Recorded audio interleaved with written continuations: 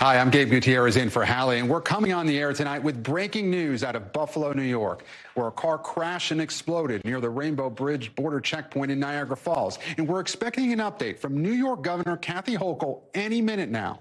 We'll bring that to you live as soon as it starts. Meanwhile, NBC News has obtained exclusive video. You can see it right here. The car going extremely fast as it hits a checkpoint structure in the road and goes airborne before bursting into flames. Incredible to watch. Right now, authorities are investigating whether the crash was intentional. New York Governor Kathy Hochul, again, is on her way to the scene as we speak. And you can see where it happened right here, on the border between upstate New York and Canada. Tonight, all western New York bridge crossings into the U.S. are shut down. You can see them here on your screen. And Amtrak has suspended services between New York and Canada. Bystander video shows this huge fire following the incident. And to be clear, there is still a lot we do not know at the moment. So what do we know? Well, the car was on the U.S. side of the border. At least one person in the vehicle is dead, and there is no evidence of an explosive in the car. And again, this is significant, not just because of the unknown nature of the incident, but also because it happens on one of the busiest travel days of the year. Ken Delanian now has the latest on the investigation. Kelly O'Donnell is traveling with the president, who was briefed just hours ago on the incident. We also have Clint Watts, our national security analyst, with us. And let's start with Ken. Again, Ken, as we await this press conference from the governor, this crash happened a short time ago. We know it's early in the investigation, but what are investigators looking at as they try and piece this together? Well, Gabe, after they learned that there was not a vehicle explosive device inside that vehicle, that was a crucial finding. They then moved to start to determine who are these people who were driving, where were they before they arrived at that checkpoint, what is on their social media, what can their relatives say about them. Those are the kind of steps that they would be taking to try to determine whether there was any evidence of an intentional attack or whether there was some kind of accident, medical emergency, impaired driving, some other kind of incident. And so that's the kind of investigative steps that they've been taking. But you described the perfect storm that we're in right now with a heightened state of threat on the busiest travel day of the year. And that explains, I think, why authorities have taken some of these dramatic steps, including shutting down Amtrak service into Canada, closing the checkpoints, a travel nightmare, and we're not sure exactly what happened here. And I want to bring in Kelly O'Donnell right now. Again, she is traveling with the president in Nantucket right now. And again, Kelly, we're awaiting that news conference from Governor Kathy Hochul. But what are you hearing from the White House right now?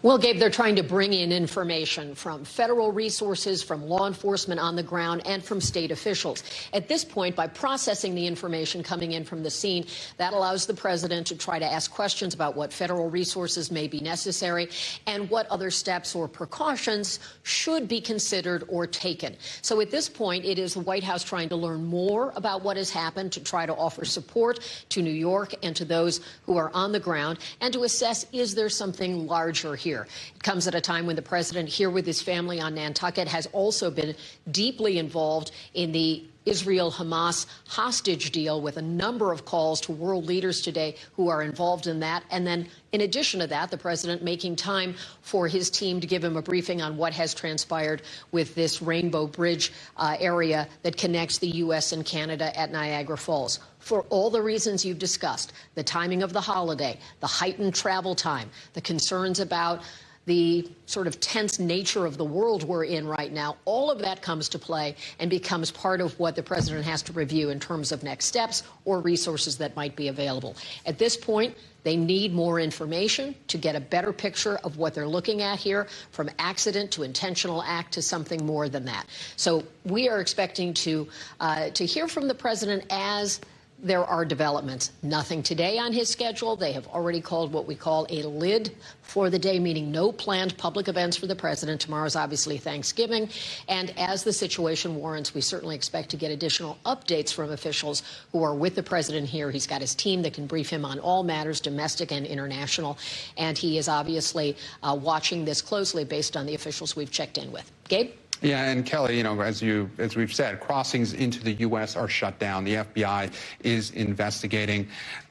Federal officials have been cautioning us that the situation is very fluid right now. And you mentioned the president getting briefed, and he can do this, obviously, with his national security team in Nantucket. But how much does the White House, how big of a concern is this? Could this be for the White House with Thanksgiving right around the corner? And you mentioned with the recent events around the world, how significant is the concern here for federal officials and for the Biden administration as they look at this? Well, certainly when there is any kind of widespread situation that affects the travel of many Americans, that reflects on the decision makers. And so when you're talking about the kind of travel that's involved with the Thanksgiving holiday, they want to not expose many Americans to inconvenience, disappointment, and not getting things to their families and so forth. So they've got to weigh that against the concerns they have about not knowing what the picture is here. Is there a potential threat? Is there a need to simply reduce resources from law enforcement? So if you aren't having a certain activity like the use of Amtrak, like international flights, that just reduces the area that officials have to keep an eye on. And of course, we know that at this time, with the hostilities in the Middle East, with the Ukraine war, with the reports we've frequently had, and most recently from the FBI director, always talking about the dangers of potential lone threat actors inside the U.S., until we know what this is, all of those possibilities have to be considered, and they want to take prudent action, but they also want to balance that to not inconvenience people unnecessarily at a time when there could be a lot of criticism for that, when people simply want to get to their families. So finding that balance is a difficult task. Kelly O'Donnell, thanks so much. She's traveling with the president in Nantucket. But as we look at these live pictures of that news conference that we're waiting from New York's Governor Kathy Hochul, I want to bring in NBC News and MSNBC law enforcement analyst Carmen Bess. And Carmen, we've been seeing action from law enforcement at the state and federal level here. What does this tell you about the situation, and what do you make of that latest reporting? We're seeing that surveillance video of that car going into the air on the U.S. side of the border. What do you make of all this so far? Well, Gabe, like everyone has been saying, there's a great deal of concern about, the security of, national security, starting with that. And that's why the FBI is saying, could this be a terrorist act?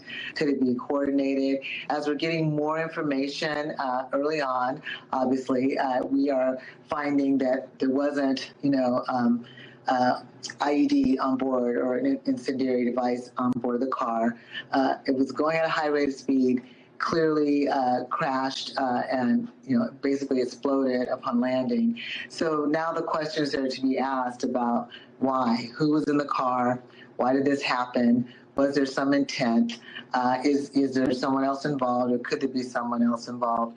And in these situations, until you have definitive answers, you cannot be too careful about what might happen. If you remember, in 2000, Seattle shut down all events for New Year's because there was a potential terrorist threat, which was found to be true and legitimate. So you don't know until you're able to complete a full investigation what may occur. So right now they're gathering evidence, really trying to ascertain what we might have here, and they have to rule out all negative possibilities before they can open up travel again in 100%. And Carmen, I know you were a former police chief in Seattle, of course. Given what the situation that's unfolding, with your law enforcement background, what are some of the next things that you would be looking for here? Of course, we've heard from officials that they may know who was in the car if they were able to identify the vehicle. But what are some of the biggest questions that you have as this investigation moves forward, and where do you think law enforcement personnel will focus on in the coming hours? Well, we would definitely want to know who the associates are, and was this part of some ideology? Was this just an individual lone actor? Was this, attempt, suicide attempt? We really want to know the motive more than anything, because that will help, inform the level of security that we would need to have at particularly large events. And in some cases, large events may be canceled if there is an identified risk and threat to public safety. So all of these things are questions that any official would want to know. In the meantime, while they're waiting for answers and while people are gathering evidence and collecting all the parts to put a clear picture together, there will be absolutely a heightened sense of awareness and alertness, erring on the side of public safety and making sure that we don't have mass casualty or some other type of event stemming from this because we rushed to a conclusion. And certainly, and Carmen, how do recent world events play into all this? The heightened state of alert, is it something that law enforcement can't rule out terrorism on it, obviously? But what, and again, as we're looking at these live pictures, awaiting that news conference from New York Governor Kathy Hochul, what would you tell folks that, and actually we see her coming to the lectern there. We are awaiting. We're going to pause now for an NBC News special report. This is an NBC News special report. Here's Tom Yamas. Hey, good afternoon. We are coming on the air with breaking news about the deadly car crash today at a border crossing between the U.S. and Canada near Niagara Falls. New York Governor Kathy Hochul is briefing right now. Let's listen in. At this time, there is no indication of a terrorist attack. Let me repeat that. At this time, there is no indication of a terrorist-involved attack here at the Rainbow Bridge in Western New York. At 11:27 this morning, a car going at a very high rate of speed crashed into a median at Niagara Street, just minutes from here. It's in the city of Niagara Falls, near one of the border crossings into Canada, the Rainbow Bridge. There are 4 border crossings here in Western New York. This is one of the busiest crossings, not just in Western New York, but along the entire U.S.-Canadian border. And it happens on the busiest travel day of the year. So naturally, in a time of heightened alert, everyone's sprang into action. It crashed into a Customs and Border Patrol booth, and the car and the booth immediately exploded. Burst into flames. I saw the video of an airborne vehicle that was absolutely surreal. You actually had to look at it and say, was this generated by AI? Because it was so surreal to see how high in the air this vehicle went, and then the crash and the explosion and the fire. That video will be released very shortly. As I said, we're not aware of any threats to this area, but I state the caveat that the investigation is ongoing. If you can imagine, this vehicle basically incinerated. Nothing is left but the engine. The pieces are scattered over 13, 14 booths.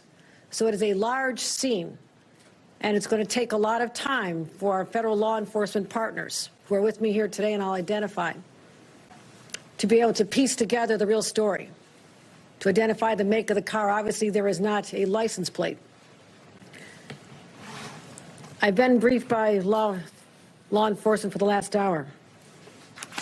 New York State Police, Colonel Andy Crow, Colonel Allen, other law enforcement officials. I've been joined by Andy Bowker, who's the special agent in charge of the Customs and Border Patrol. I was also briefed by the SAC from the FBI.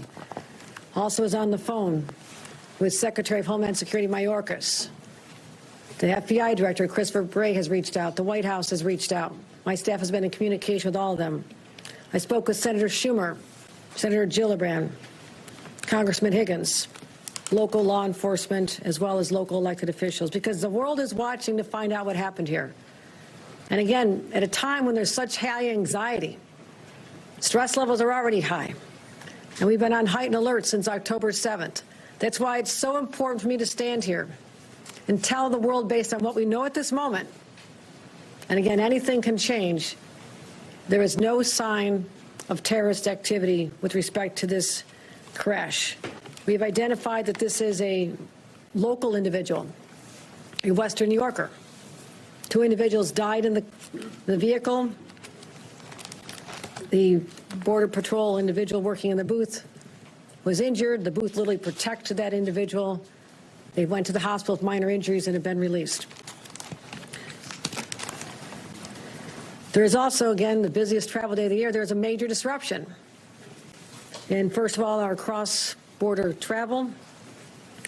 Right now, the Rainbow Bridge will remain closed while law enforcement continues investigation. Again, this is a large, widely scattered scene, and we're trying to identify all the elements to make sure that there is no unforeseen situations that we need to address before we can open again to the public. We're going to make sure the public is safe before they go back on the Rainbow Bridge.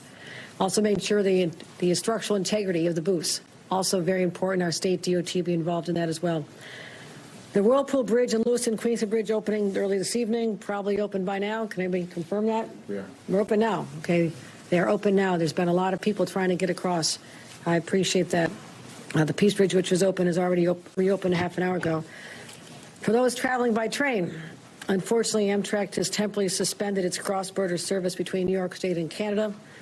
And the Buffalo Airport, despite early reports, the Buffalo Airport was never closed and everything is normal. Domestic flights are still active. There has been no cessation in service there.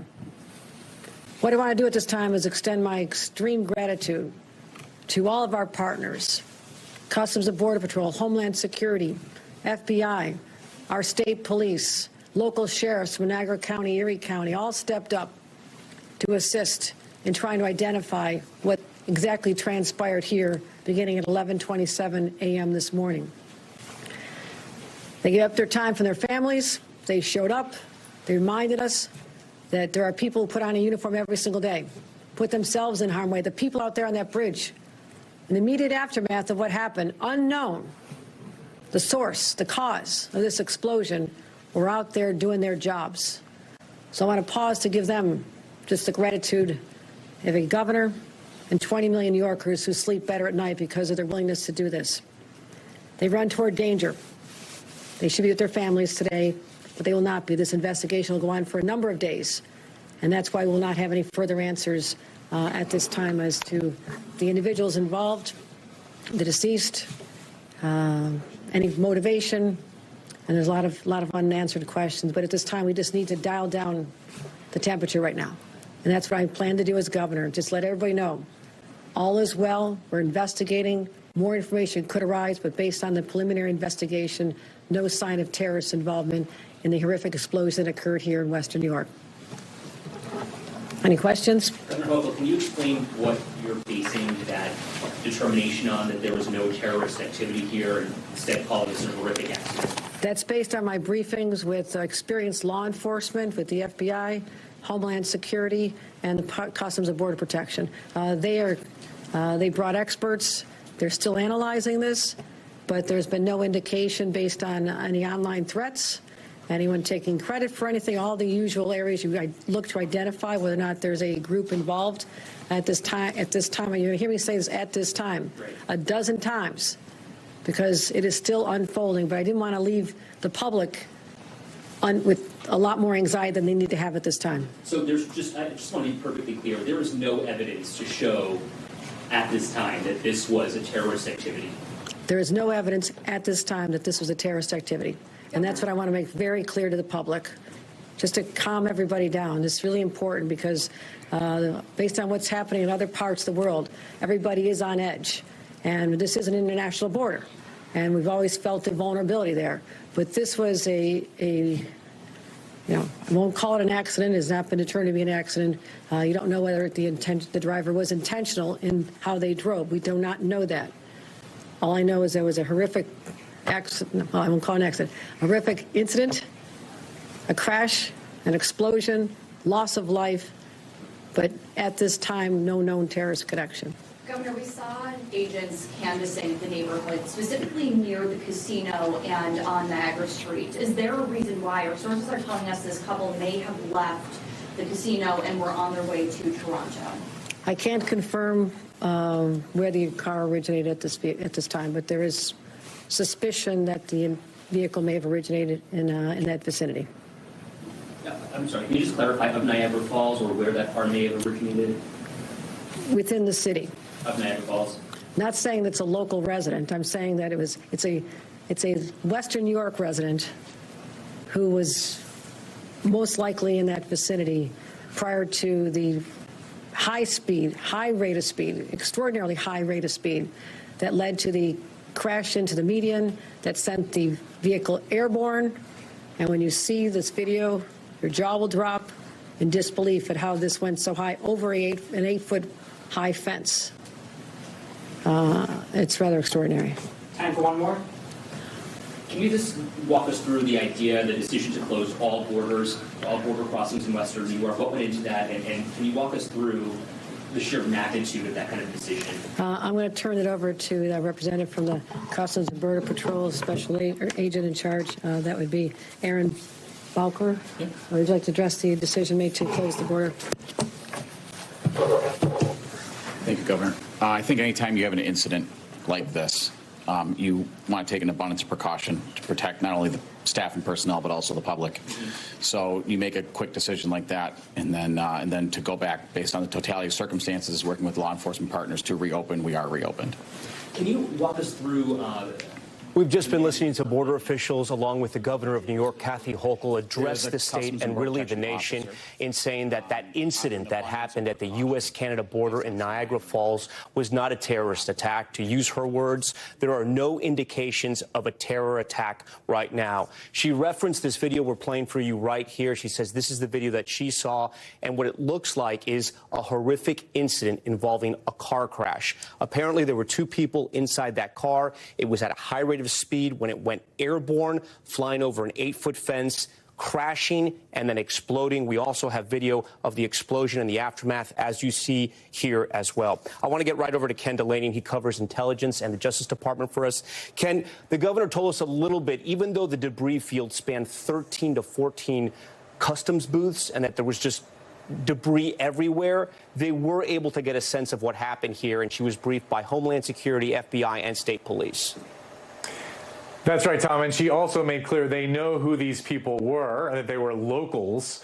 And you heard a question about reports that they had been at a casino, which she declined to confirm. But it's pretty clear, she wasn't saying conclusively that this was an accident, because they can't rule out, for example, a suicide attempt. But what she's saying is there was no evidence of terrorism. By the way, we're also hearing that now from our law enforcement sources, who are the ones that told her that, and that this was just a horrible tragedy, a car that was out of control and crashed and created such a conflagration, such a huge explosion, that it got people concerned initially that there might have been a vehicle bomb, but they quickly ruled that out. And this is going to raise a lot of questions about all the closures of the border crossings and Amtrak traffic and international flights, whether that was an overreaction. At the same time, it's hard to fault authorities for being hyper cautious in an environment where we know that there is a heightened threat of terrorism. Yeah, and we spoke about this earlier, Ken. You couldn't take any chances on this week, right? You have a holiday week. Tensions are incredibly high around the world, and here in the United States with what's happening in the Middle East. Absolutely. And the FBI director said just a few days ago that the threat of terrorism in the United States is higher than it's been in many, many years because of the Israel-Hamas conflict and because of the rhetoric that's coursing through social media, that there is a heightened concern about lone radicals. And that's where a lot of minds and suppositions went when we all saw this incident. But it quickly became apparent to law enforcement that there wasn't a car bomb. Then they had to reconstruct exactly what this was. The governor just made clear they identified who was in the car and determined that it was not terrorism. It was a horrible tragedy. Ken Delaney, stand by for us. Tens of millions of Americans right now on the roads, in the air, traveling for the Thanksgiving holiday. NBC's Stephanie Gosk is in New York City. And Steph, even though this appears not to be terror-related at all, this still caused a major pause in travel around this area. Yeah, I mean, it certainly did. Up by the border, they shut down those. You heard Border Patrol talking about it during the press conference. They shut down those 4 very busy border crossings. They also, at the Buffalo airport, stopped all international flights, both departing and arriving flights. And Amtrak shut down its service between New York and Canada. So disruptive, but it appears as if that's changing now. Those 3 out of the 4 border crossings that were shut down, obviously not the Rainbow Bridge where the incident took place, but the other 3 are now opened up again. And I would imagine you'd have Amtrak up and running again soon as well, Tom. All right, Stephanie Goss for us. Stephanie, we appreciate that update. Before we go, I do want to update you on another big story we are following right now. This from the Middle East. We're getting late word that the hostage exchange brokered between Israel and Hamas has now been put on hold until at least Friday. That, according to the Israeli National Security Director. We're going to have much more on that story and the latest from that border crossing crash on our streaming network, NBC News Now, online at NBCnews.com, and tonight on NBC Nightly News. I'm Tom Yamas. We thank you so much for watching.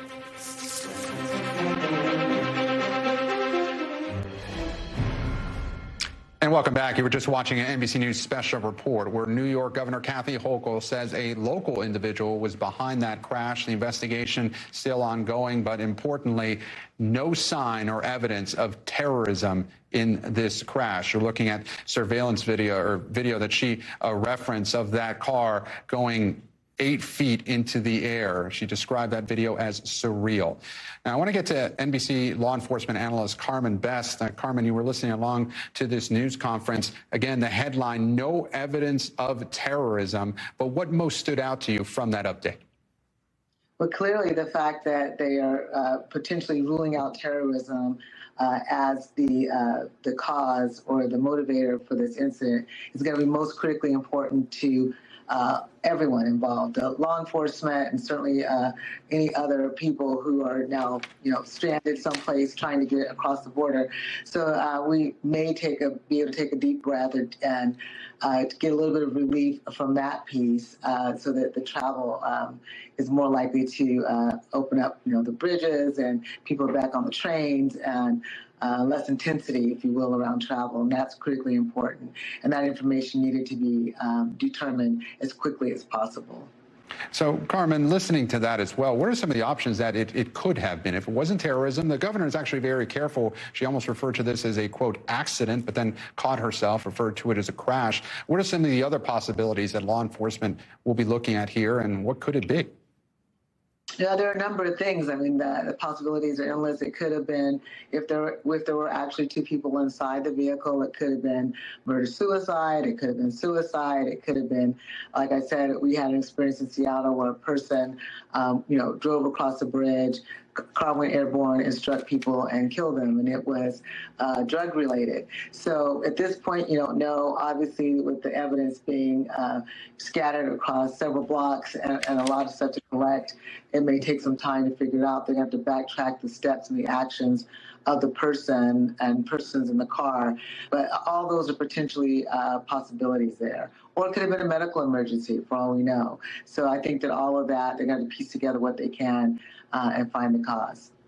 NBC law enforcement analyst Carmen Best. Carmen, thank you so much. Again, that breaking news from New York, Governor Kathy Hochul saying there is no sign of terrorism related to that crash earlier this afternoon. The investigation ongoing. Thank you so much. Now, the TSA says it is already in a heightened security posture as millions of people travel for the holiday. You're looking live at a highway in Philly with some bumper-to-bumper traffic. Or here, take a look live at LAX, where cars are lining up to fly out or pick up family and friends. Of course, it's often a busy travel day in LA. And you should build in some extra time if you're flying, because in some spots, lines are going on and on and on and on. You can see it right there. Around 2.7 million people are expected to go through TSA today, and we could see a record number of Thanksgiving travelers, the most we've seen in decades at least. Right now, it's not too bad. Average TSA wait times at some of the major airports ranging from 13 to 27 minutes. Actually, yeah, that's what it's looking like.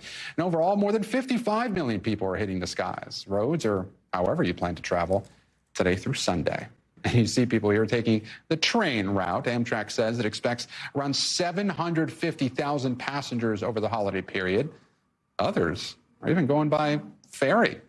Washington State says about 300,000 people will be boarding its ferries. And despite some issues this week, bad weather seems to be on its way out, and we should be good this Turkey Day, at least in the weather department. Let's go right to Tremaine Lee. He's at Newark Airport. And Tremaine, look, we've been talking all week about whether the airlines could, handle all this travel surge. How's it looking right now?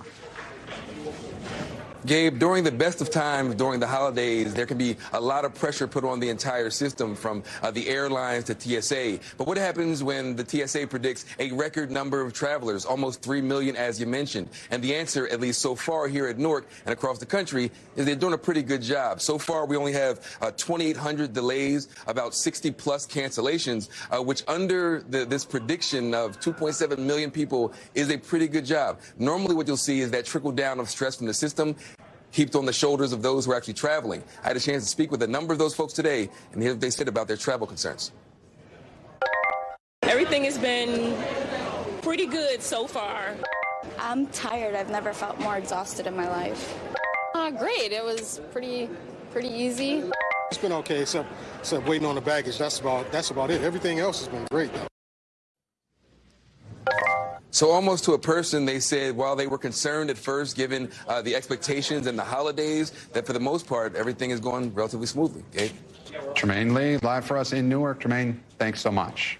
And tonight, we just have gotten some breaking news on this huge diplomatic breakthrough in the war between Israel and Hamas. We're learning, as we've been on the air, that the release of 50 hostages taken by Hamas has now been delayed until at least Friday.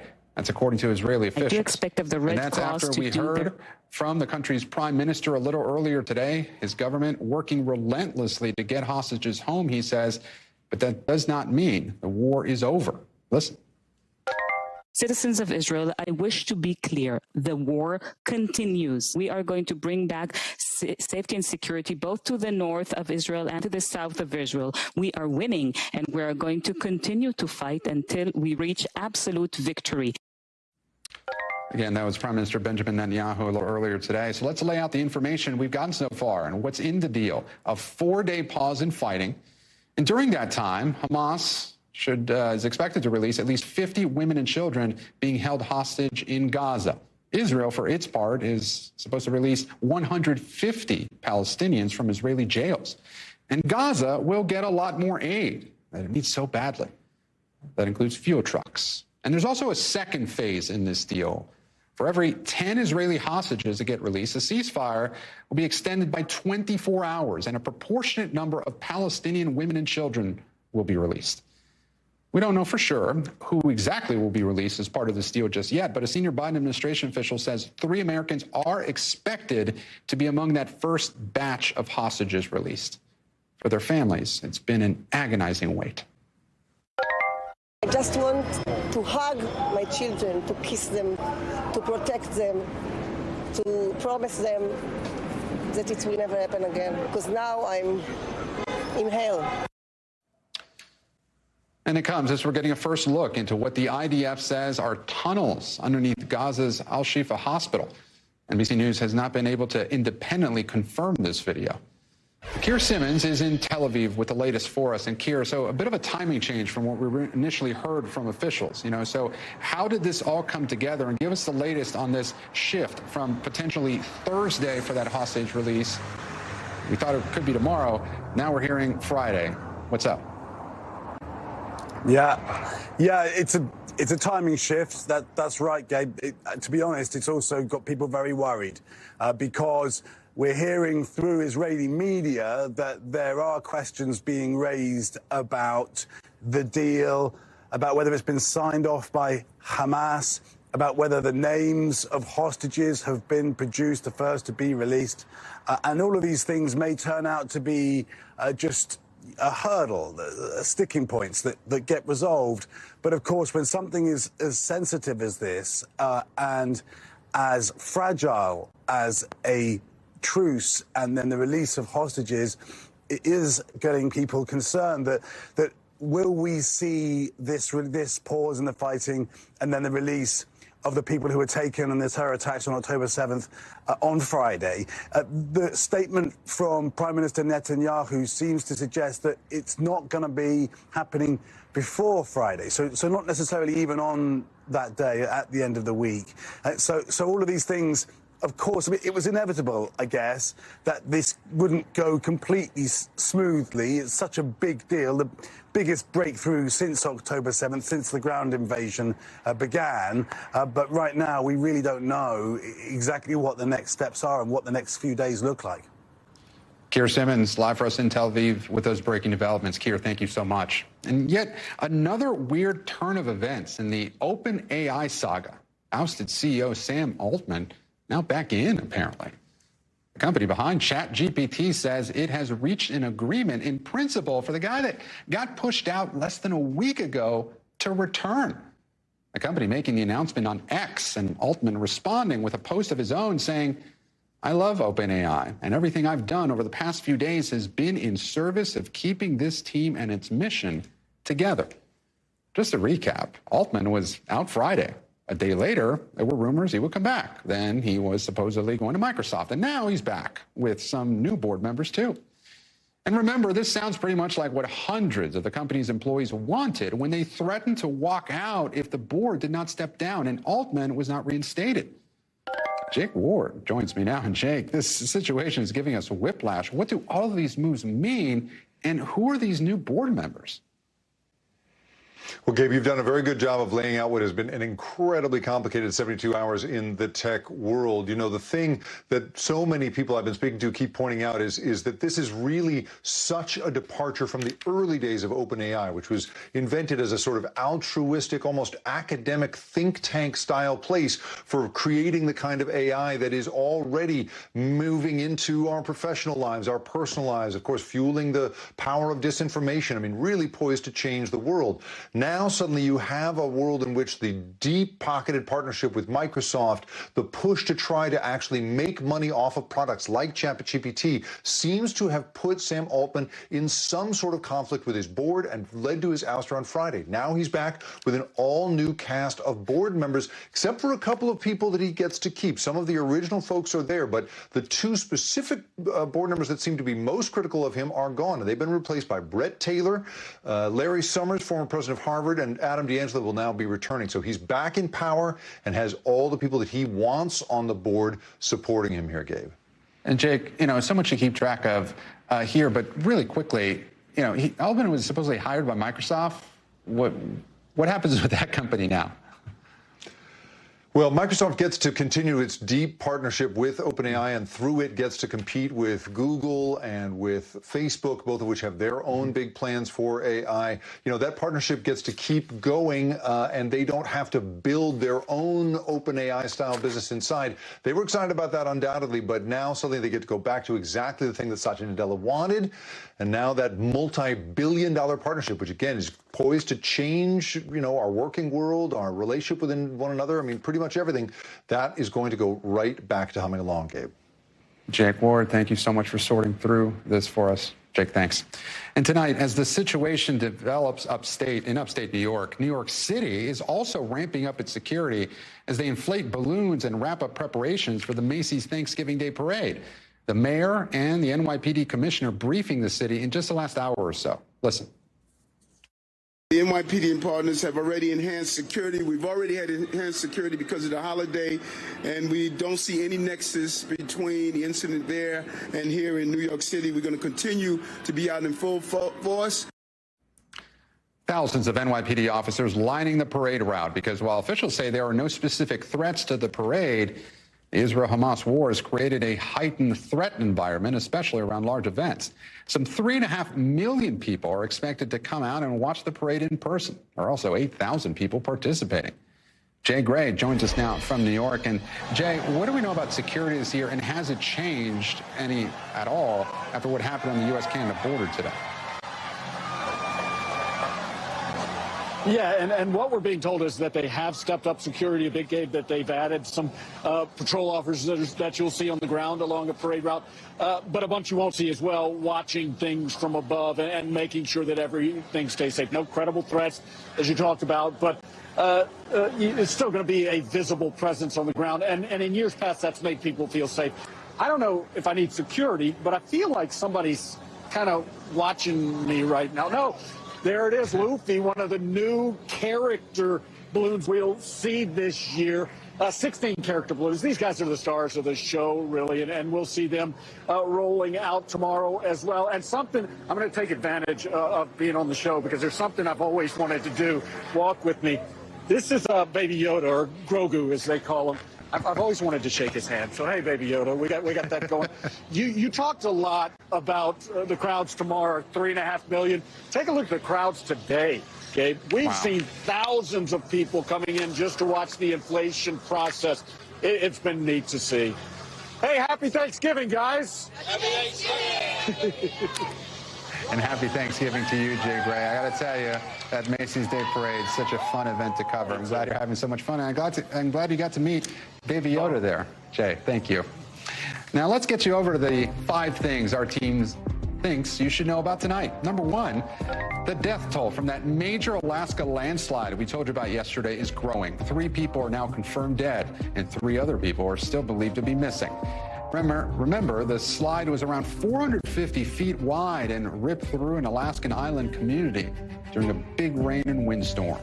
Number 2, a former State Department employee and national security official was recorded harassing a halal food cart vendor in Manhattan. Stuart Seldowitz told our New York City station that it is him in the video you just saw. He's heard calling the vendor a terrorist and saying, quote, if we killed 4,000 Palestinian kids, it wasn't enough. Seldowitz said in an interview with WNBC that he made the comments because the vendor said he supported the actions of Hamas. Number 3, the FCC wants to make it easier for you to cut the cord and make a switch to streaming. The agency is proposing a ban on early cancellation fees for cable and satellite service contracts. It would also require cable companies to give customers a prorated credit for the remaining days in the billing cycle after cancellation. It's all part of the White House's effort to reduce junk fees. Number 4, today marks 60 years since the assassination of JFK. A new exhibit in Dallas is commemorating the tragic day. It's called 2 Days in Texas and features never-before-seen artifacts, including an item that shows how a trauma surgeon ditched protocols to try and save the 35th president. Number 5, singer Lauryn Hill is postponing the rest of her tour because of a bad vocal strain. She posted on Instagram that the steroids she took to help with the strain also took a toll on her body. Hill said the shows will be rescheduled for early 2024. 48-year-old has been celebrating 25 years since the release of The Miseducation of Lauryn Hill. Wow, 25 years. All right, we'll still ahead this hour, an up-close look at the technology that could change the game for children who suffer from genetic disorders. We'll be right back.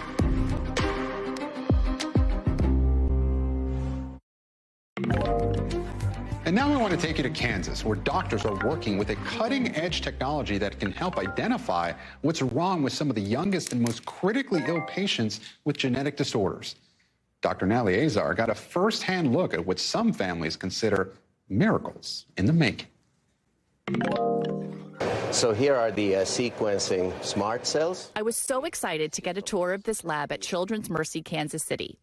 Not because of the way it looks, which for the most part is unremarkable, but because of the remarkable things happening here. The hospital tells us that what we're looking at is the most advanced genomic sequencing technology in a clinical setting anywhere in the world. But this is one patient's sample. This is a whole family, and then this will go here. So 4 different samples. 4 different samples, okay. And typically when we sequence patients, we actually sequence the parents as well because we can interpret the genome. Dr. Tomi Pastanen says this 5-base hi-fi sequencing gives results in as little as 2 weeks, instead of needing multiple genetic tests, which could take many months.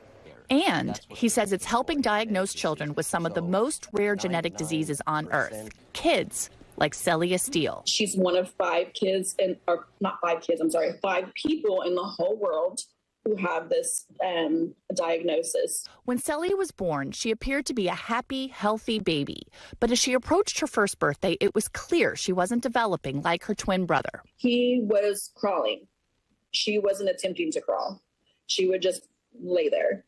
He was pulling himself up to stand on furniture. She was not even attempting to move towards furniture. Celia's mom says she developed involuntary movements and started having trouble breathing. Things got so bad that in 2018, they were life-flighted to the hospital 6 times in 5 months. And after 6 years and multiple rounds of genetic testing with no luck, they finally got a diagnosis from Genomic Answers for Kids, the program at Children's Mercy. Her diagnosis is PDE2A. It's very rare, so they don't have like a specific name for it. It's just the name of the gene. A diagnosis made possible by Dr. Pastanen and his team. It lets them see 10,000 or more pieces of DNA, which is 100 times more than was previously possible. It allows us to see some disease mutations that were impossible to see with other technologies, and we've been able to recover diagnoses for children where other sequencing technologies failed. This new technology can't yet offer these rare disease patients with a cure, but Dr. Pastanen says it's still worth diagnosing. And some people might say there's no cure for that disease. What's the advantage of knowing about it? In about half of the cases, even if there's not a specific cure, it changes the management of the patient. And as Celia's mom explains, just knowing makes all the difference. It didn't change my feeling about having the diagnosis at all. To finally have an answer is just a blessing for us. Fascinating stuff. Dr. Hallie Azar joins me now. And Doctor, how could treatments change? And are there any implications for other diseases? Yeah, Gabe, that's what was so fascinating about this. The fact that knowing that you have a disease for which there is no cure, but you're collaborating with people all across the globe to see whether or not an intervention could potentially help. And also management changes. For some kids, they could be at an increased risk for cancer, for example, and so they're going to be monitored differently. And there is hope potentially for other things like Parkinson's and Alzheimer's from this research, Gabe. Dr. Hallie Azar, thanks so much. It's great to see you. NBC News covers hundreds of stories each day, and because it's tough to read, watch, or listen to them all, our bureau teams have done it for you. This is what they tell us is going down in their regions in a segment we call The Local. From our southern bureau, a pilot is dead after a small plane crashed outside of a Plano, Texas shopping center. A single-engine aircraft slammed into the parking lot late yesterday, then burst into flames. Somehow no one else was hurt. Authorities are investigating what caused the crash. Out of our Western Bureau, check out this security video of thieves stealing $20,000 from a Southern California woman minutes after she walked out of her bank. It's called bank jugging. There have been dozens of incidents like this reported in the area this year. They say would-be robbers track people who withdraw money from banks, try to distract them, and snatch the cash. And out of our Midwest Bureau, there's a moose on the loose in southern Minnesota. His name is Rut. Fans have been tracking his movements on a Facebook page with more than 18,000 members. It's actually not normal for moose to be in this area. Most of them live in the northern part of the state, and experts say he could just be looking for another moose to travel with. He's just lonely. Now, coming up this Wednesday before Thanksgiving, we're jumping ahead to Friday, once marked as the busiest shopping day of the year. With deal days now expanded, how important is one single day for retailers and shoppers? Stay with me.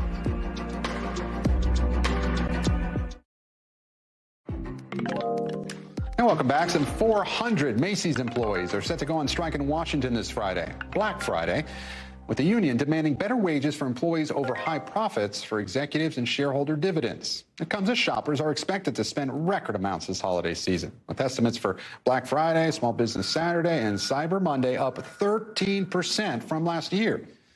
Retailers have been getting ahead of the big day, rolling out deals days or even weeks ahead of time.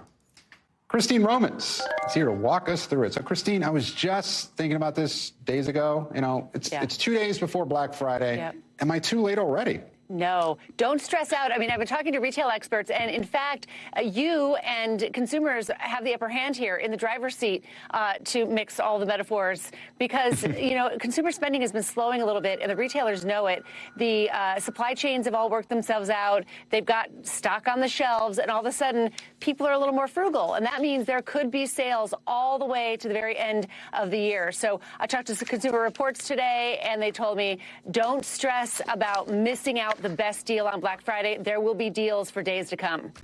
Yeah, well, I'll probably wait till the day before Christmas, but, you know, hopefully I get it done in the next couple of days. But, Christine, I want to ask you, how is inflation affecting shoppers and businesses this season?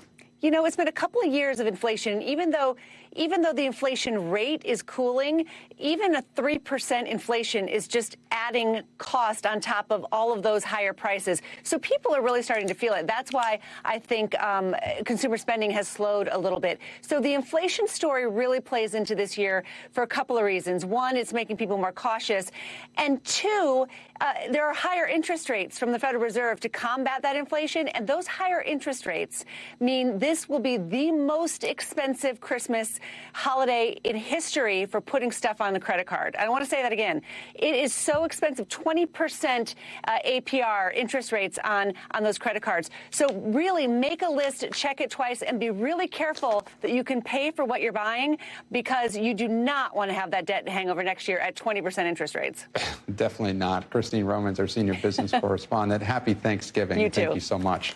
Now, coming up, students helping their future teachers. We'll take you inside a Colorado town's effort to bring in more educators. The unique program is tonight's original.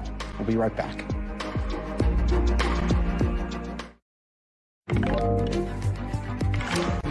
Now we want to bring you today's original with in-depth reporting on a topic we've been keeping an eye on. And tonight, we're looking at how one city is taking a new approach to solving the country's teacher shortage. Recent data is painting a picture of just how bad that shortage is, with 79% of schools nationwide reporting they have challenges hiring new teachers.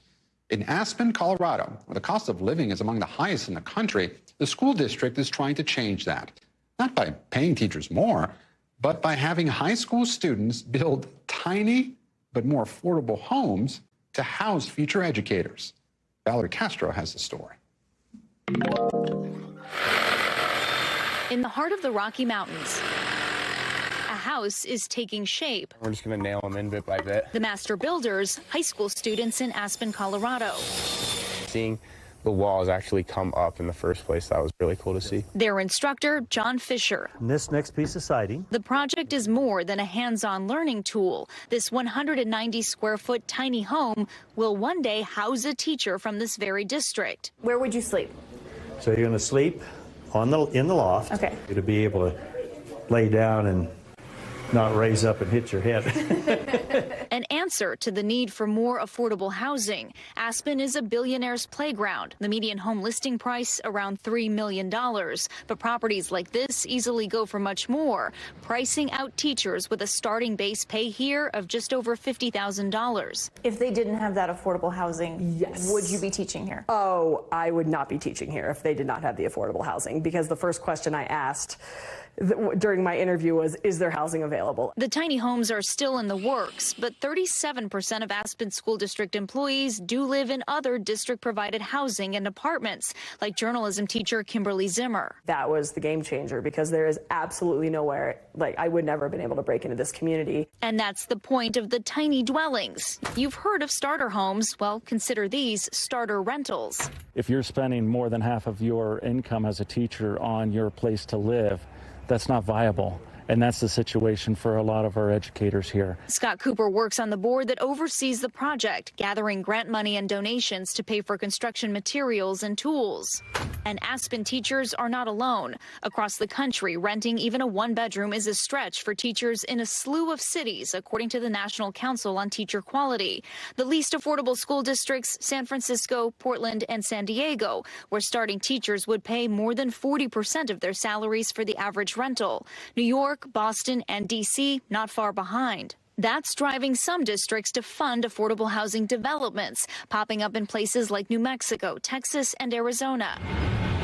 The Chino Valley Unified School District north of Phoenix also opted for tiny homes, and the country's second largest teachers union opened this affordable housing for teachers in West Virginia. Back in Colorado, 4x4? Students who work on the homes learn trade skills and in some cases can also earn college credit. In just a few months, when this is all completed, more than 50 students will have had a hand in the design, construction, and finishing touches on this tiny home. And then on the back, you have a window. Senior Jonathan Kelly works to fine-tune the blueprints for another tiny home. Is this something you're interested in as a career?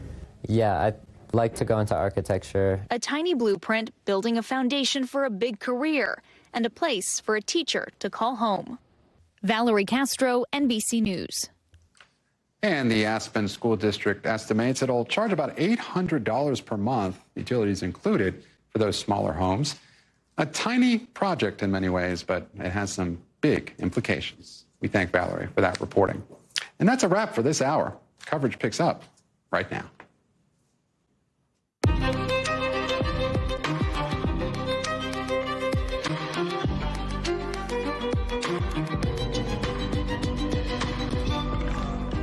And we're coming on the air with New York's governor saying this car explosion that you see here that left 2 people dead at the U.S.-Canada border was not terrorism. We've got our reporters covering all angles tonight as information keeps pouring in. Then bumper-to-bumper traffic, huge crowds at airports. The rush is on across the country right now, just before Thanksgiving. What you can expect before heading out tonight. Plus, a delay in the expected release of 50 hostages held by Hamas. Why that has some concern after the announcement of this breakthrough deal to pause fighting in Gaza. We are live in the region. And a strike on a major retailer set to go down on one of the busiest shopping days of the holiday season. Just how much are we expecting people to spend this year? We'll break down the numbers later in the show. Plus, one city's solution to its teacher shortage? Tiny houses. Why students are building more affordable homes to house their future educators. That's in our original tonight. I am Gabe Gutierrez in for Hallie, and we're coming on the air tonight with that breaking news out of Buffalo, New York, where a car crashed and exploded near the Rainbow Bridge border checkpoint in Niagara Falls. New York Governor Kathy Hochul in the last hour, while we were on the air, saying that a local person was behind the crash, and there is no indication there was a terrorist attack. NBC News has obtained exclusive video from the scene. You can see here, the car is going extremely fast. It hits a checkpoint structure in the road and goes airborne before bursting into flames. Bystander video shows this huge fire following the incident. So what do we know tonight? The car was on the U.S. side of the border. At least 2 people in the vehicle are dead, and there is no evidence of an explosive in the car. The investigation, of course, is still ongoing. It all happened right on the border between upstate New York and Canada. Amtrak has suspended services between New York and Canada. Stephanie Goss has the latest on what we know, and Ken Delanian is also following the investigation. But let's start with Stephanie. Stephanie, what else did we learn from Governor Hochul's press conference just a short time ago? You know, Gabe, well, first, it's worth saying that it is an enormous sigh of relief for people here in New York City who were wondering for hours whether there had been an actual terrorist attack. And it's not surprising that people might go there looking at those images and thinking about the fact that we live in this heightened alert, according to federal officials, who are concerned about terrorist attacks here on U.S. soil inspired by the war between Israel and Hamas. So people immediately went there. But over the course of the day, we learned some things and gave us an indication that this perhaps was not a terrorist attack. We learned, for one, that the car was going from the U.S. into Canada. We also learned from senior law enforcement officials that there were no explosives in the car, even though those images of that fire looked pretty dramatic. And so then it started to look as if that might be the case. And then the governor coming out in her press conference saying it twice very slowly. She did go on to say, however, that they don't know yet whether it was intentional what happened there. So that she made that distinction. It is a huge investigative scene. They've got to comb through lots of debris, and the car essentially incinerated there. So that investigation is ongoing. But again, a sigh of relief. They opened up those border crossings. 4 had been closed. The one where the incident took place remains closed. Also, they had shut down Amtrak service between the U.S. and Canada, and even the Buffalo airport had stopped all international arriving and departing flights. And that obviously will free up now that they suspect that terrorism was not involved. Gabe. You know, Stephanie, Governor Hochul also said that it was surreal to watch that video of that car going into the air. We were just watching some of that right there. I also want to play a little bit from her news conference as well. Let's take a listen. This is one of the busiest crossings, not just in Western New York, but along the entire U.S.-Canadian border. And it happens on the busiest travel day of the year. So naturally, in a time of heightened alert, everyone's spring into action. And Stephanie, she also described, who this was, that it was a local person from Western New York, but she didn't go into much more detail. What, if anything, do we know about who may have been in that car? we don't know much, and I think what she mentioned is that the car maybe came from the Niagara Falls area, but they didn't reveal much about who it is. And we do know that there were two people in the car and two people who died on the scene, and that there was actually a Border Patrol agent who was injured. Pretty remarkable that it was just an injury given that explosion, Gabe. Yeah, that's right. Minor injuries for that CBP officer. Just incredible when you see that video. Stephanie Goss following the story for us. Stephanie, thanks so much. And now I want to bring in our justice correspondent, Ken Delaney. And Ken, what are investigators looking at right now as they try and piece this together? Well, the only remaining question, Gabe, seems to be why exactly did this driver pick up to that high rate of speed and smash that car into that checkpoint? Was it an accident? Was it a medical emergency? Was the person impaired or drunk somehow? That seems to be an open question. But what is not an open question is that this was not terrorism, that there was no connection between these people and any kind of terrorist plot. And that's really significant. And I think what we learned today is the power of an image coupled with the hypervigilance because of the elevated threat environment that Steph mentioned, led people to jump to conclusions early on. To take you behind the scenes, though, as we were talking to our law enforcement sources all day, we were being warned and cautioned. Look, we're not ready to say this is terrorism. There are a lot of questions here. We don't know what this is.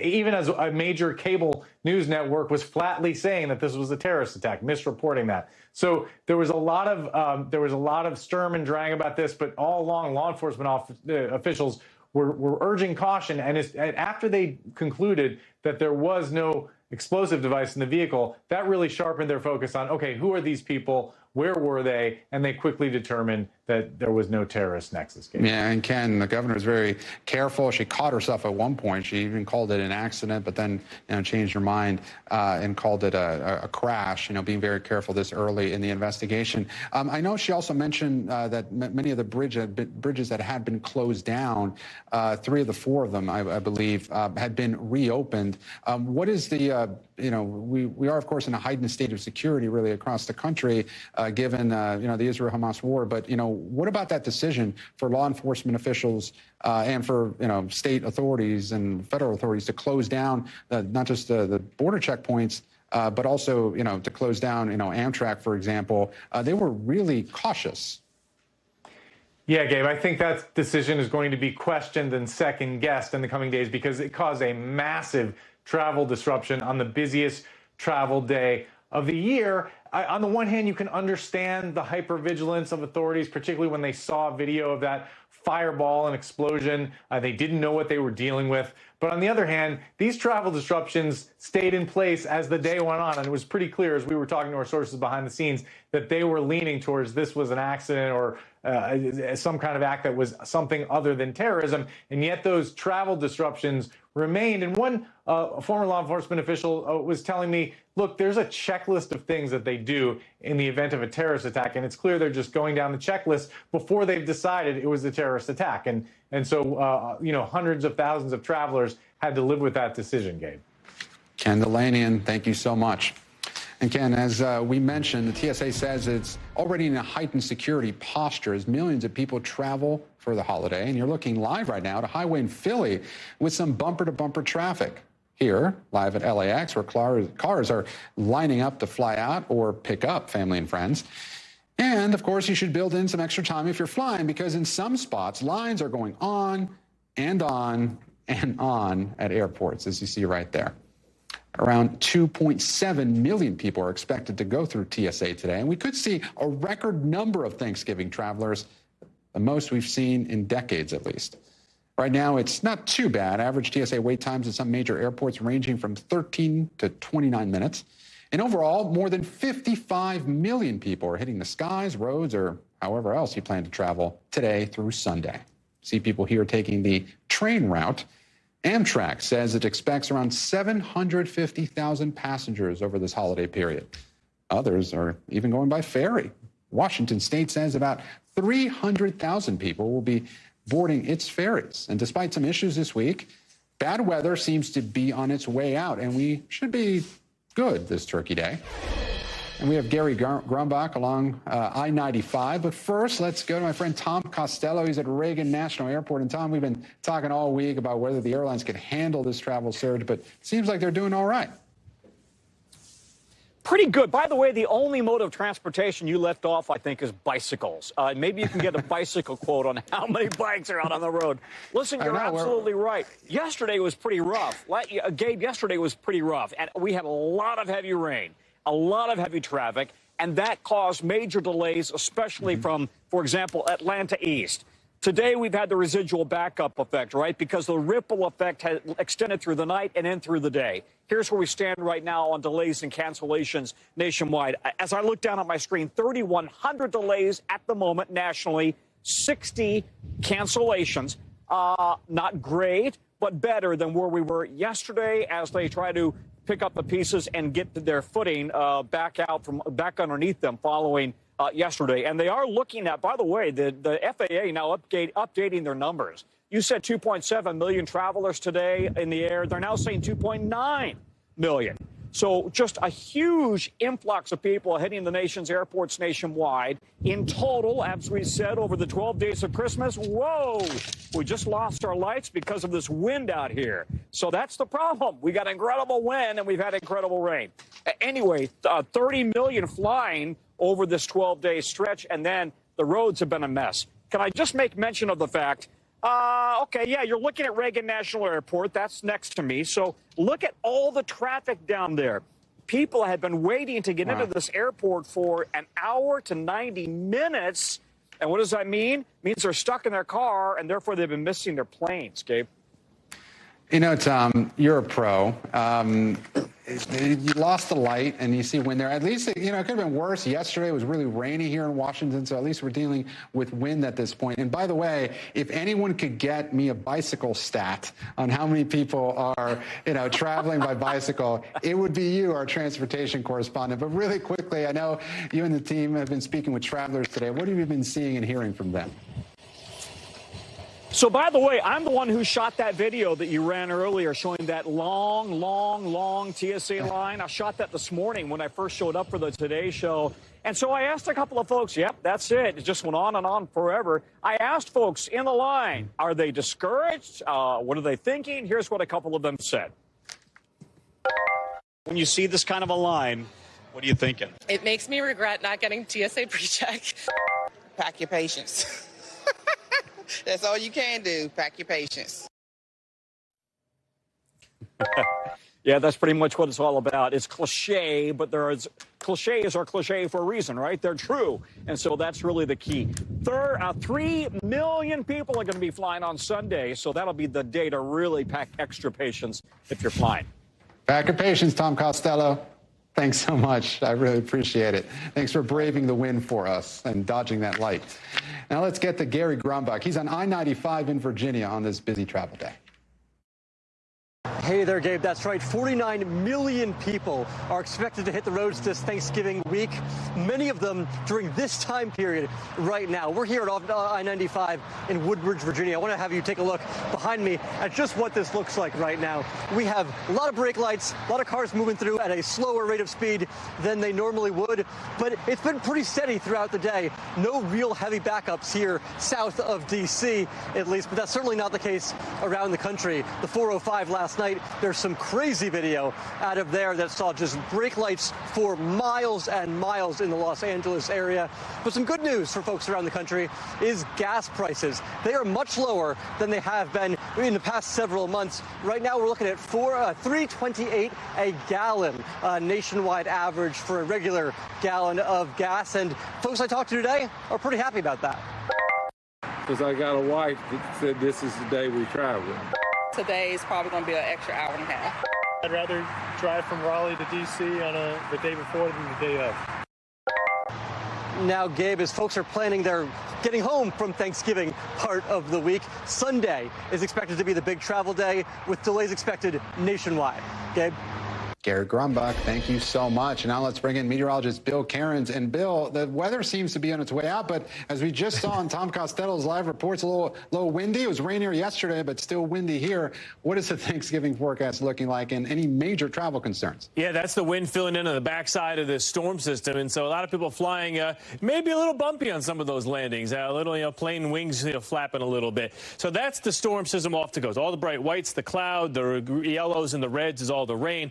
The one airport that's had the most significant delays today is actually Charlotte. These thunderstorms popped up right over the top of Charlotte, and for about a good half hour or so, they had to kind of hold the planes in place as they were waiting for that thunderstorm to move through. So they're playing catch up there in Charlotte. The second airport that's had the most delays today has been JFK in Newark. That's mostly then just because of volume delays. It's a little windy, but it's not horrible. Maine is finally clearing out, too. Some areas got 6 to 9 inches of snow in the higher elevations of Maine and New Hampshire. So a little bit of a snow globe for your Thanksgiving. And here's a look at the current airports, and we like this, all the green on the board. No significant delays from Logan all the way down to Reagan National. So as far as the Thanksgiving forecast goes, will you get to your destination? A lot of people drive locally on Thanksgiving, and it looks just fine. There's really no issues at all on the East Coast. Bundle up in the Great Lakes, kind of windy and cold. The only problem area is going to be Wyoming and southern Idaho. A new storm's going to move through. It's going to be a snowstorm, plenty cold enough. So our friends in areas like Casper and Cheyenne and Lander, those areas are going to get significant snow, enough that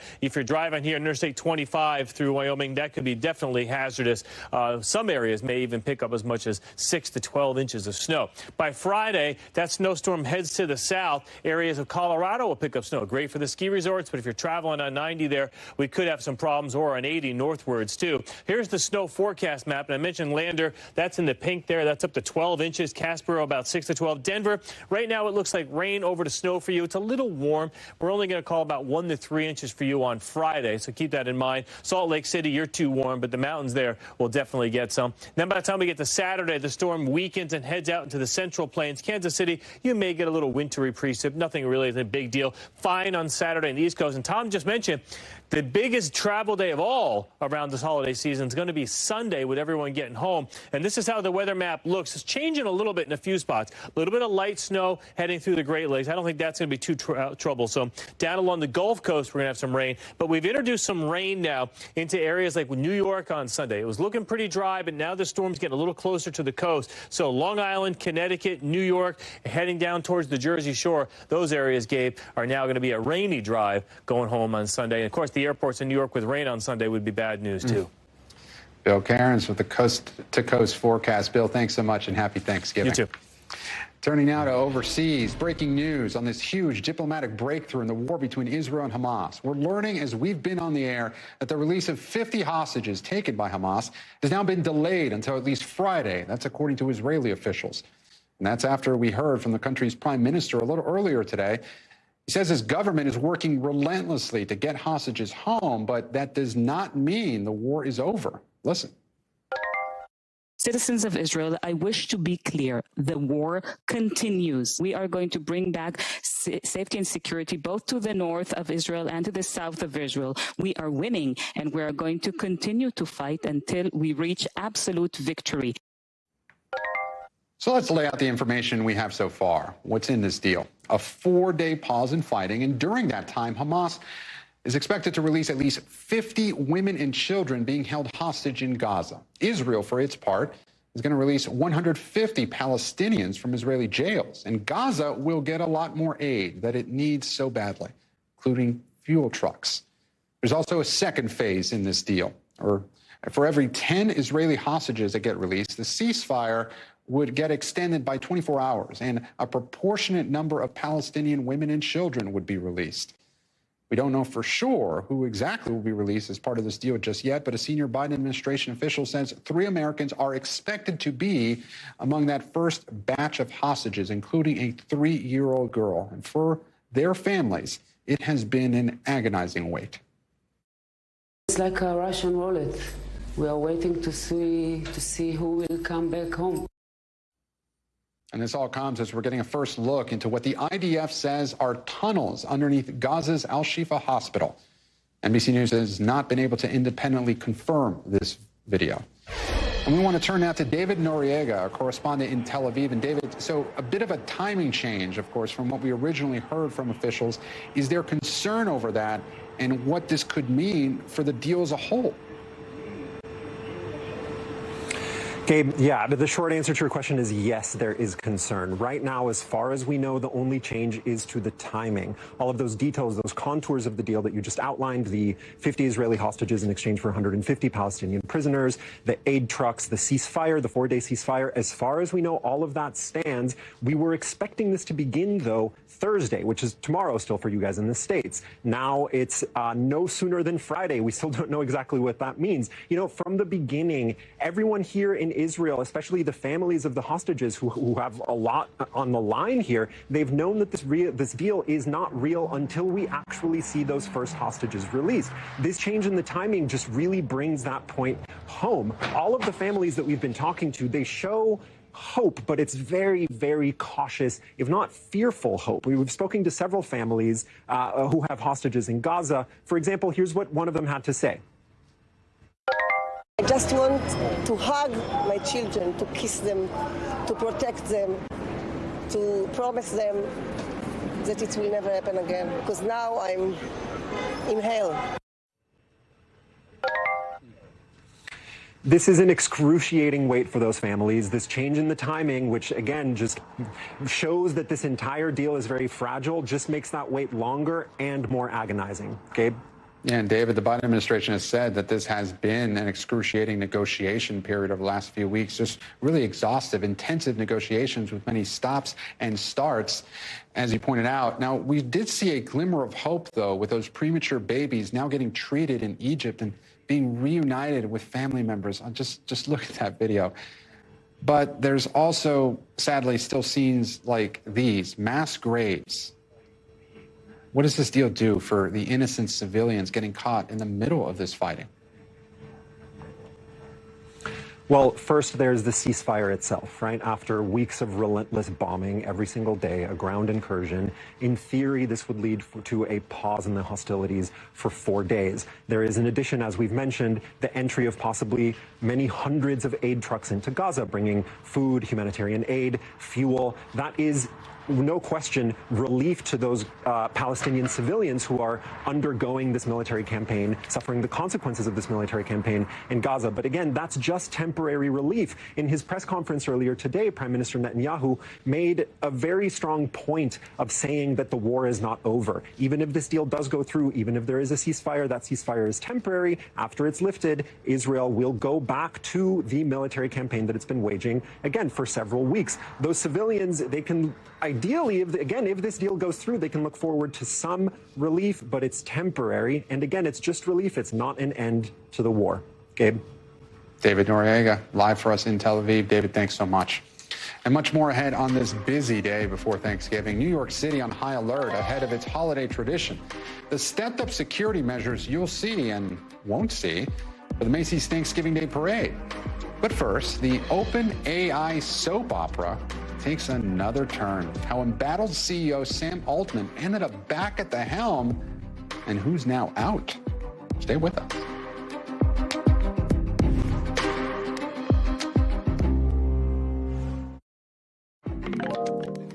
Okay, so yet another weird turn of events in the OpenAI saga. Ousted CEO Sam Altman now back in, apparently.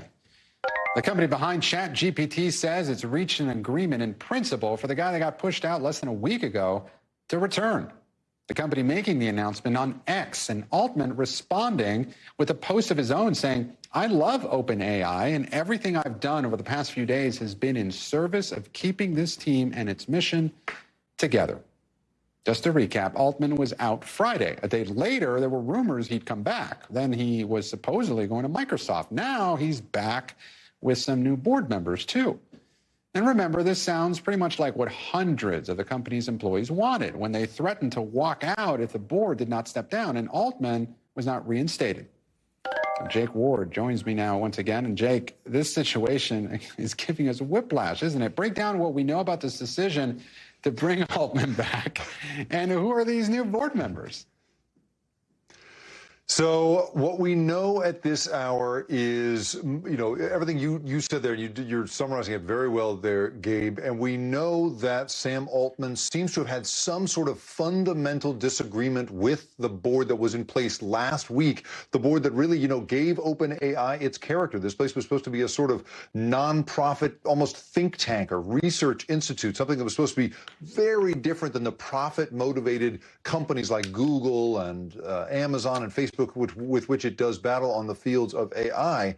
So now that he has come back, a whole new board is in place, more or less, we're assuming, handpicked by Sam Altman. And this includes Brett Taylor, the former CEO, co-CEO of Salesforce and a former Facebook executive, Larry Summers, the former Treasury Secretary and Harvard president, and then Adam D'Angelo is the one surviving member of the group of board members that voted to fire Altman. But again, he is now coming back, a returning conqueror with the full endorsement of this, all of the employees, and presumably with a board that he has more or less handpicked, or at least given the green light to. And so we can assume that the days of having these larger philosophical differences with the leadership of this nonprofit, profit, weirdo Frankenstein thing that drives the AI world is now he's just firmly in place at the head of that again, Gabe.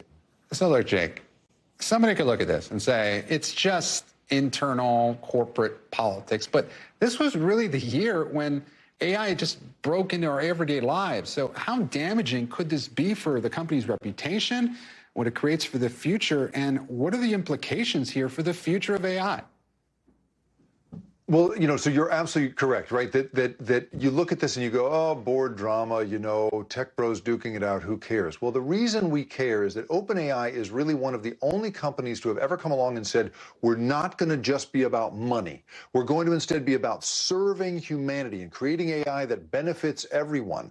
And so, if we're all going to put our faith into these companies, right, that are building technology that literally are replacing jobs as we speak, that are transforming our relationships, that are doing our homework, all of that stuff, fueling disinformation, the power of AI is on full display this year. And this company was supposed to be the most responsible one. Suddenly we have this boardroom drama in which people who were having philosophical differences about the future of the company and presumably how AI gets built, those people came to some sort of impasse, tried to fire the head of the company, and he engineered his return. Suddenly, we're back in a world of money and power that looks an awful lot like the other companies and looks a lot like the kind of approach that so many people across Silicon Valley are worried about when it comes to AI. And so, I understand that for people who just sort of want to use ChatGPT and not worry about it, this just feels like corporate drama, but it really could be a big, big deal for people trying to do AI in a principled way as opposed to just a profit-driven way. It's not clear how we're going to do that, Gabe. Yeah, so many good points there, Jake. Really quickly before I let you go, where does this leave Microsoft? They said that they were planning to hire Altman, right? That's right. And now they're just going to go back to the arrangement they had before, a partnership with them. They are the single largest investor in OpenAI. They've ponied up more than $13 billion with a B dollars to keep it going. So they get to enjoy the benefits of their technology, build them into their products the way they've been doing, and continue to do battle as a result with Google, with Facebook, and the rest of them, Gabe. Jake Ward, a technology correspondent. Jake, thank you so much. Now let's get you over to the 5 things our team thinks you should know about tonight. Number 1, the death toll from that major Alaska landslide we told you about yesterday is growing. 3 people are now confirmed dead, and 3 other people are still believed to be missing. Remember, the slide was around 450 feet wide and ripped through an Alaskan island community during a big rain and windstorm. Number 2, a former State Department employee and national security official was recorded harassing a halal food cart vendor in Manhattan. Stuart Seldowitz told our New York City station that it is him in the video you just saw. He's heard calling the vendor a terrorist and saying, quote, "If we killed 4,000 Palestinian kids, it was not enough." Seldowitz claimed in an interview with WNBC that he made the comment because the vendor said he supported the actions of Hamas. Number 3, actress Melissa Barrera getting dropped from the Scream horror series after a series of Instagram posts about the Israel-Hamas war. Barrera had reportedly posted statements calling the war genocide and ethnic cleansing, saying Gaza is currently being treated like a concentration camp. The movie's production company says it has zero tolerance for anti-Semitism or the incitement of hate, including false references to genocide and ethnic cleansing. Guerrero's publicist did not immediately respond or comment on this. Number 4, today marks 60 years since the assassination of JFK. A new exhibit in Dallas is commemorating the tragic day, and it's called 2 Days in Texas and features never-before-seen artifacts, including an item that shows how a trauma surgeon ditched protocols to try and save the 35th president. Number 5, if you could not get a ticket for next year's Olympics, well, you might be in luck. Organizers announcing today that they're going to release 400,000 more tickets for the 2024 Paris Games and Paralympics. The sale will start next Thursday and will be on a first-come, first-served basis. And now, I want to take you to Kansas, where doctors are working with a cutting-edge technology that can help identify what's wrong with some of the youngest and most critically ill patients with genetic disorders. Dr. Hallie got a first-hand look at what some families are now considering miracles in the making. So here are the sequencing smart cells. I was so excited to get a tour of this lab at Children's Mercy, Kansas City. Not because of the way it looks, which for the most part is unremarkable, but because of the remarkable things happening here. The hospital tells us that what we're looking at is the most advanced genomic sequencing technology in a clinical setting anywhere in the world. But this is one patient's sample. So this is a whole family, and then this will go here. So 4 different samples. 4 different samples, okay. And typically when we sequence patients, we actually sequence the parents as well because we can interpret the genome. Dr. Tomi Pastanen says this 5-base hi-fi sequencing gives results in as little as 2 weeks, instead of needing multiple genetic tests, which could take many months. And he says it's helping diagnose children with some of the most rare genetic diseases on Earth. Kids like Celia Steele. She's one of 5 kids, or not 5 kids, I'm sorry, 5 people in the whole world who have this diagnosis. When Celia was born, she appeared to be a happy, healthy baby. But as she approached her first birthday, it was clear she wasn't developing like her twin brother. He was crawling. She wasn't attempting to crawl. She would just lay there. He was pulling himself up to stand on furniture. She was not even attempting to move towards furniture. Celia's mom says she developed involuntary movements and started having trouble breathing. Things got so bad that in 2018, they were life-flighted to the hospital 6 times in 5 months. And after 6 years and multiple rounds of genetic testing with no luck, they finally got a diagnosis from Genomic Answers for Kids, the program at Children's Mercy. Her diagnosis is PDE2A. It's very rare, so they don't have like a specific name for it. It's just the name of the gene. A diagnosis made possible by Dr. Pastanen and his team. It lets them see 10,000 or more pieces of DNA, which is 100 times more than was previously possible. It allows us to see some disease mutations that were impossible to see with other technologies, and we've been able to recover diagnoses for children where other sequencing technologies failed. This new technology can't yet offer these rare disease patients with a cure, but Dr. Pastanen says it's still worth diagnosing. And some people might say there's no cure for that disease. What's the advantage of knowing about it? In about half of the cases, even if there's not a specific cure, it changes the management of the patient. And as Celia's mom explains, just knowing makes all the difference. It didn't change my feeling about having the diagnosis at all. To finally have an answer is just a blessing for us. Fascinating stuff. Dr. Hallie joins me now. And Doctor, how could treatments change? And are there any implications for other diseases? Yeah, Gabe, that's what was so fascinating about this. The fact that knowing that you have a disease for which there is no cure, but you're collaborating with people all across the globe to see whether or not an intervention could potentially help. And also management changes. For some kids, they could be at an increased risk for cancer, for example, and so they're going to be monitored differently. And there is hope potentially for other things like Parkinson's and Alzheimer's from this research, Gabe. Dr. Hallie, thanks so much. It's great to see you. Still ahead this hour, taken at sea, another hostage crisis tied to the Israel-Hamas war. What we know about the seizing of a cargo ship. We break down just what Hamas is and what they have to do with the larger war in the region. Next.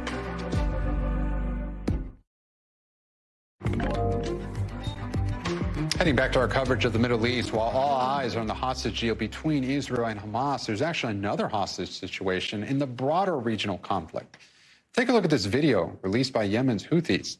They hijacked a ship in the Red Sea and took dozens of people. The U.S. says it's now considering labeling the Houthis a terrorist group and is calling for the immediate release of the ship and crew. So who are the Houthis, and how could this attack escalate the war? Here's NBC's Megan Fitzgerald with tonight's breakdown. Yemen's Houthis releasing this dramatic video showing the heavily armed rebel group hijacking an Israeli-linked ship in the Red Sea and taking 25 crew members hostage. The Houthis edited the video and blurred faces.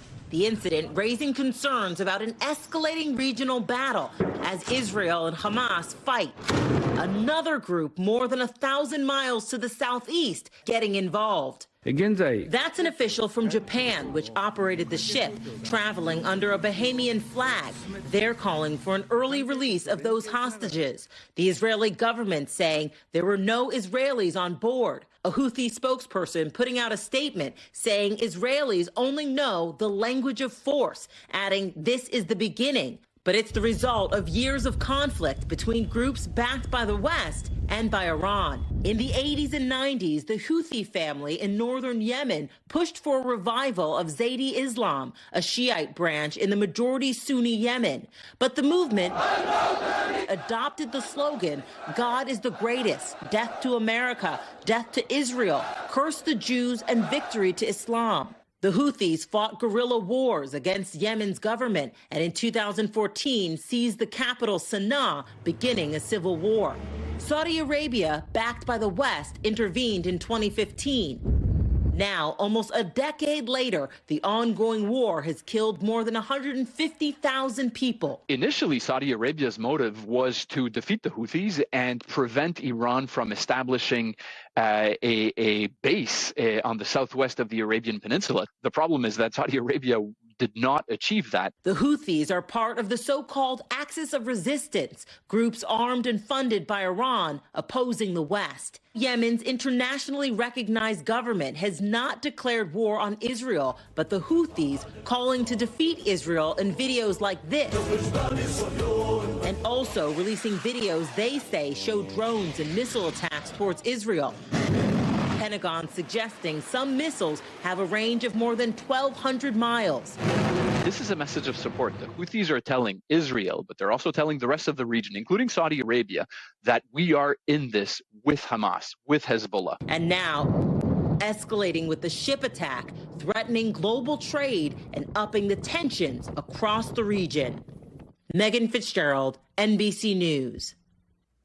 Megan Fitzgerald, thanks so much. Tonight, New York City is ramping up its security as they inflate balloons and wrap up preparations for the Macy's Thanksgiving Day Parade. And the mayor and NYPD commissioner briefing the city this evening. Listen. The NYPD and partners have already enhanced security. We've already had enhanced security because of the holiday, and we don't see any nexus between the incident there and here in New York City. We're going to continue to be out in full force. Thousands of NYPD officers lining the parade route because while officials say there are no specific threats to the parade, the Israel-Hamas war has created a heightened threat environment, especially around large events. Some 3.5 million people are expected to come out and watch the parade in person. There are also 8,000 people participating. Jay Gray joins us now from New York. And Jay, having some fun out there, but what do we know about security this year? And has it changed about after what happened at the U.S.-Canada border earlier today? We heard earlier in the program that, Governor Kathy Hochul saying that this was not related to terrorism, but have there been extra preparations for the parade because of it? Yeah, no question that they're paying close attention, and we've been told that there will be more officers involved with this parade than any other parade in the past. So they've stepped up security here for a number of reasons, and they're certainly watching that closely. Officers you'll see on the ground, and a lot of people you talk to say they love seeing that. It makes them feel safe out here. And then officers you won't see, some on building tops, some monitoring video cameras, and so a lot of people watching this parade closely. I want to give you a look. It's Inflation Day here. It's a one-day inflation's a good thing in America, right? You've got the Red Titan here, and you talked about the 3.5 million or so that are going to line the parade route. Well, today, thousands have been out here just watching the inflation. Hey, everybody, happy Thanksgiving. Yeah, just it has been a wonderful evening here. As you know, we had rain yesterday, rain through the morning, and then it broke. It's beautiful. I'm from the South. I'm a wimp. That's why I have the jacket on. You don't need it. It's wonderful here. And tomorrow is supposed to be a great day, too. It's the 97th annual Macy's Thanksgiving Day Parade. I've covered 95 of them. I think tomorrow may be the best, Gabe. You know, Jay, you're right. It's when inflation, the one time that inflation is actually a good thing. Just so great to see all those kids out there looking at those preparations. Yeah. And it's really good to see you. Have a happy Thanksgiving, Jay. All right. Well, this holiday season, there is a growing movement towards giving gifts with a smaller carbon footprint. And some are even calling for Black Friday to be a more eco-friendly Green Friday instead. NBC News national climate reporter Chase Kane takes a look at how we can consider the planet when deciding what to give this year. 'Tis the season of the biggest impact on our planet. The things we buy are responsible for 60% of our greenhouse gas emissions, and one report says 80% of what we buy on Black Friday ends up in a landfill, especially if it's clothing. The author of Consumed writes about the outsized impact of fast fashion, which, even when donated, usually ends up in the dump or littering beaches a world away. What is the most important thing about consumerism and its impact on the planet? That it doesn't make us happy and it's aiding in climate crisis. That we're actually like drowning in stuff. Aja suggests vintage stores for a climate-friendly alternative, or better yet, reconsider shopping altogether. Hello, I'm Maria Kondo. Tidying expert, best-selling author, and star of 2 Netflix series recognizes the carbon footprint of having so much stuff. Now having kids myself, it really resonates with me. You know, what kind of planet are we leaving behind through this act of tidying up for this next generation? During the holidays, many of us struggle to think of the right thing to buy a loved one, or there can be the stress of crowds, or just spending all that time online trying to find something that you hope they won't return. Instead, Marie encourages gifts which can't be wrapped. Think massages, unique experiences close to home, a donation to charity, or even just dinner together. Those can be considered gifts in many respects. So spending time with someone who you don't have a lot of time to spend with. And what is the intention behind the act? Are we trying to deepen our human connection between this person? I think if you look within that lens and context, it could be an experience or journey that sparks joy for you, the giver. A study from IBM shows 3/4 of Americans want to make more sustainable choices. And what better way than giving the gift of memories? In New York, I'm national climate reporter Chase Kane. NBC covers hundreds of international stories each day, and because it's tough to read, watch, or listen to them all, our international teams have done it for you. Here are some things they're keeping an eye on in a segment we call The Global. In the Vatican, Pope Francis met separately with relatives of Israeli hostages and with Palestinians who have families in Gaza. In a speech afterwards, he asked for prayers for peace and said the conflict had gone beyond war and become, quote, terrorism. In Brazil, a violent scene at a World Cup soccer qualifying match between Brazil and Argentina. Fighting broke out among fans of the rival teams, which prompted police to step in with even more violence. You could see them swinging batons at a crowd of Argentina fans wearing blue as they try to get away. And in the Netherlands, an extremely venomous snake is On the loose in the Dutch city of Tilburg, the over 6-foot-long green mamba escaped from its owner's home on Monday. Its venom is extremely deadly, and authorities say it prefers warm, dark places. With those still pictures. Scary. Coming up, we're jumping ahead to Friday, once marked as the busiest shopping day of the year, with deal days expanded. How important is just one single day? We'll dive into that next.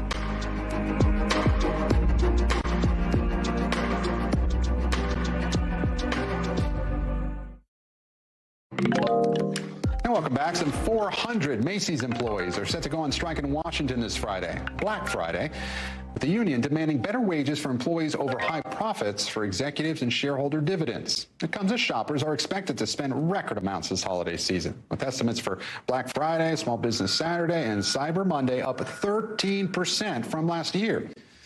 Retailers have been getting ahead of the big day, rolling out deals days or even weeks ahead of time. Christine Romans is here to walk us through it. So, Christine, I was just thinking about this days ago. You know, it's 2 days before Black Friday. Yep. Am I too late already? No, don't stress out. I mean, I've been talking to retail experts, and in fact, you and consumers have the upper hand here in the driver's seat to mix all the metaphors because, you know, consumer spending has been slowing a little bit, and the retailers know it. The supply chains have all worked themselves out. They've got stock on the shelves, and all of a sudden, people are a little more frugal, and that means there could be sales all the way to the very end of the year. So I talked to some Consumer Reports today, and they told me, don't stress about missing out the best deal on Black Friday. There will be deals for days to come. Yeah, well, I'll probably wait till the day before Christmas, but, you know, hopefully I get it done in the next couple of days. But, Christine, I want to ask you, how is inflation affecting shoppers and businesses this season? You know, it's been a couple of years of inflation. Even though the inflation rate is cooling, even a 3% inflation is just adding cost on top of all of those higher prices. So people are really starting to feel it. That's why I think consumer spending has slowed a little bit. So the inflation story really plays into this year for a couple of reasons. One, it's making people more cautious. And two, there are higher interest rates from the Federal Reserve to combat that inflation. And those higher interest rates mean this will be the most expensive Christmas holiday in history for putting stuff on the credit card. I want to say that again. It is so expensive, 20% APR interest rates on those credit cards. So really make a list, check it twice, and be really careful that you can pay for what you're buying, because you do not want to have that debt hangover next year at 20% interest rates. Definitely not. Christine Romans, our senior business correspondent. Happy Thanksgiving. You too. Thank you so much. Now, coming up, students helping their future teachers. We'll take you inside a Colorado town's effort to bring in more educators. The unique program is tonight's original. We'll be right back.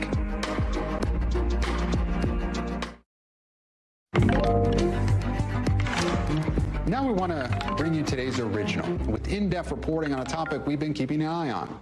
And tonight, we're looking at how one city is taking a new approach to solving the country's teacher shortage. Recent data is painting a picture of just how bad that shortage is, with 79% of schools nationwide reporting they have challenges hiring new teachers. In Aspen, Colorado, where the cost of living is among the highest in the country, the school district is trying to change that. Not by paying teachers more, but by having high school students build tiny but more affordable homes to house future educators. Valerie Castro has the story. In the heart of the Rocky Mountains, a house is taking shape. We're just going to nail them in bit by bit. The master builders, high school students in Aspen, Colorado. Seeing the walls actually come up in the first place, that was really cool to see. Their instructor, John Fisher. And this next piece of siding. The project is more than a hands-on learning tool. This 190-square-foot tiny home will one day house a teacher from this very district. Where would you sleep? So you're going to sleep in the loft. Okay. You're going to be able to lay down and not raise up and hit your head. An answer to the need for more affordable housing. Aspen is a billionaire's playground. The median home listing price around $3 million. But properties like this easily go for much more, pricing out teachers with a starting base pay here of just over $50,000. If they didn't have that affordable housing, yes, would you be teaching here? Oh, I would not be teaching here if they did not have the affordable housing, because the first question I asked during my interview was, is there housing available? The tiny homes are still in the works, but 37% of Aspen School District employees do live in other district-provided housing and apartments, like journalism teacher Kimberly Zimmer. That was the game changer, because there is absolutely nowhere, like, I would never have been able to break into this community. And that's the point of the tiny dwellings. You've heard of starter homes. Well, consider these starter rentals. If you're spending more than half of your income as a teacher on your place to live, that's not viable.